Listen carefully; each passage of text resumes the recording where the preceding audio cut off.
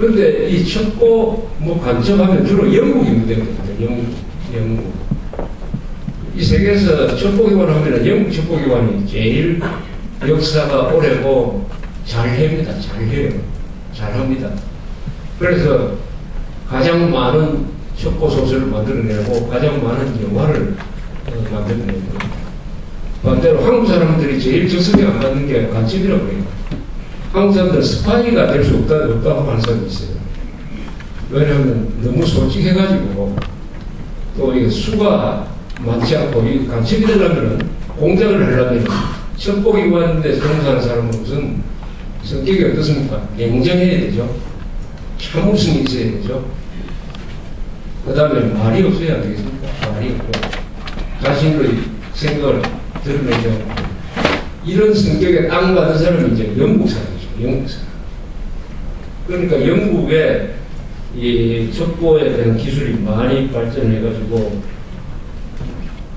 그 중에서 영화로 된 게 이제 제로 세븐인데, 사실은 제임스 본드는 영국 첩보기관하고는 전혀 안 관계없는 사람이고, 영국 첩보기관의 행태와 가장 어울리지 않는 사람입니다. 그것은 오히려 그런 007보 같은 그런 공작을 하는 데는 물론 세계에서 있을 수도 없겠지만, 그것은 오히려 소련의 KGB라든지 뭐 미국 CIA하고 맞는 게 아니냐 하는 생각입니다.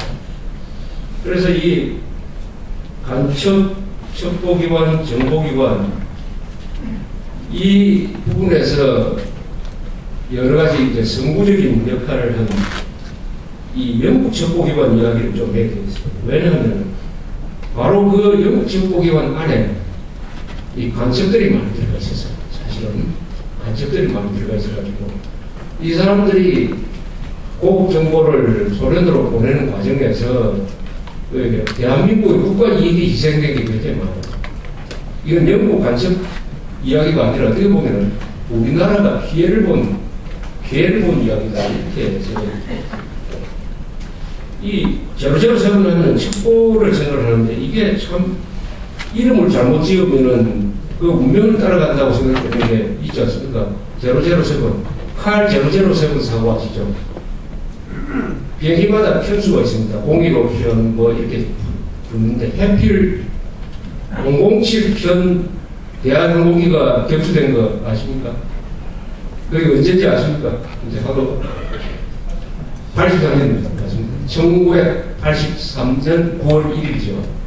이 비행기가 앵커리지에서 떠가지고 269명 승무원 태우고 이 공항을 오다가 항로에서 그것도 보통 이탈한 게 아니라 600km나 북쪽으로 이탈해가지고 오츠크를 지나가지고 캄차카를 지나고 오츠크를 지나가 살린 상공을 지날 때 출격한 소련 미국에 의해서 미사일로 격추가 됐죠. 그래가지고 269명.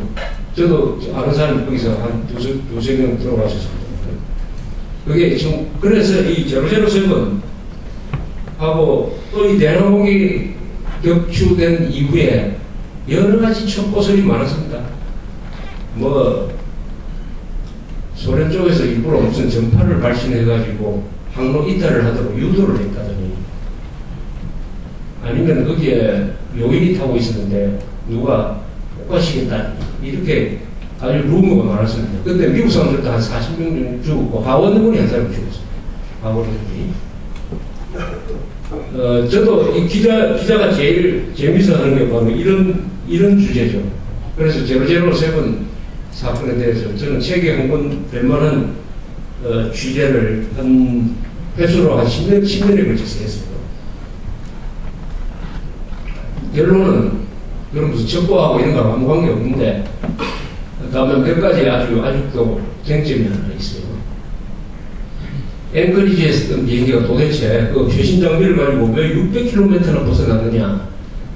그것도 INS라고 관성항법장치로 비행을 하지 않고, 옛날에 린드버그가 저 대서양을 건널 때 했듯이 나침반 비행을 했습니다. 이 비행기가 나침반으로 비행을 했어요. 나침반 비행은 린드버그가 초창기에 비행기 만든 사람들이 나침반으로 비행을 했는데, 좋은 기계를 다 꺼버리고 이 비행기가 나침반으로 비행을 했어요. 그게 나중에 이 블랙박스를 우리가 러시아로부터 인계받아서 분석을 한 결과가 그렇게 나왔습니다. 왜 나침반으로 비행을 했느냐에 대해서는 그건 해명할 수가 없어요. 거기에 대해서는 여러 가지 설이 있습니다. 그건 항공 이 기술을 굉장히 복잡한데, 문제는 이 비행기가 지나간 그 해역이 어떠냐 하면은 미국이 가장 관찰을 많이 하고, 저 소련에서 미사일이나 핵 무기를 실은 폭격기가 온다면 바로 그 코스로 태평양 그 알루시안 열도 있고 베이링 해역이 있는 그쪽으로 딱 최다 거리입니다. 그쪽으로 오게 돼 있기 때문에 우리나라는 DMZ와 같습니다. 그래서 그게 뭐가 움직이는지 여러 가지 레이더나 이런 것을 다 감시를 하거든요. 근데 밤에, 야간이었어요. 밤에는 비행기가 많이 안 뜹니다. 그런데 이 칼 007은 전부였었고, 그래서 레이더에 아주 크게 잡힙니다. 구름이 없기 때문에 뭐 구름하고 혼동도 안 됩니다. 이렇게 붓덩어리 같은 게 번쩍번쩍 하면서 레이더에서 쫙 지나가는 걸 볼 수가 있어요. 제가 레이더 부대에 있었기 때문에. 그래서 이것은 레이더에 무지하게 잘 잡힙니다. 그런데 이 비행기가 에버리지 출발을 해가지고 소련 쪽으로 들어가는 것을 미국 레이더 기지에서 보고도 왜 경고를 하지 않았느냐. 그래서 미국 사람들은 봤다는 이야기를 하지 않습니다. 미국의 군사시설에서 이 제로제로 세븐을 어떻게 추적했느냐 하는 것은 지금도 자료를 공개하지 않아요. 그러나 그것을 안 보았다면 그건 말이 안 되죠. 반드시 보고 있었을 거예요. 그런데 아마 이런 고민을 했을 겁니다. 저걸 경고를 하느냐 안 하느냐. 저 비행기한테 원래 그 국제 주파수가 있어요. 조난. 그 주파수는 비행기마다 항상 틀어놓고 있습니다. 그 주파수에 대고 당신 지금 소련 공격으로 들어가고 있더라고. 경고를 할까 말까 하다가 아마 누군가는 그거 하지 말라고 했을 거예요. 왜 하지 말라고 하냐. 그거 하면은 우리가 다 잡고 있다는 것이 노출된다. 그것은 민간 부분이니까 민간에서 알아서 하도록 하는 내용도 아니면 오히려 여기에 대해서 소련이 어떤 식으로 반응하는지 한번 관찰을 한번 해보자. 그래서 소련이 출격을 시킬 때 정확하게 하는지 아니면 아주 혼란스러운지 한번 보자. 이렇게 됐을 가능성이 있단 말이에요. 그래서 소련에서 1차 출격을 했습니다. 캄차카 비를 지날 때. 그러나 뒤늦게 출격을 해가지고 발견하지를 못하고 돌아가 버렸습니다. 미국이가 저게 채공 시간이 1시간 남짓이에요. 그리고 오랫동안 작전을 못합니다. 그래서 오츠크라는 공개사고를 나왔어요. 그러다가 또 두 번째 사할린으로 지금 사할린은 소련 영토니까 그때 또 출격을 했습니다.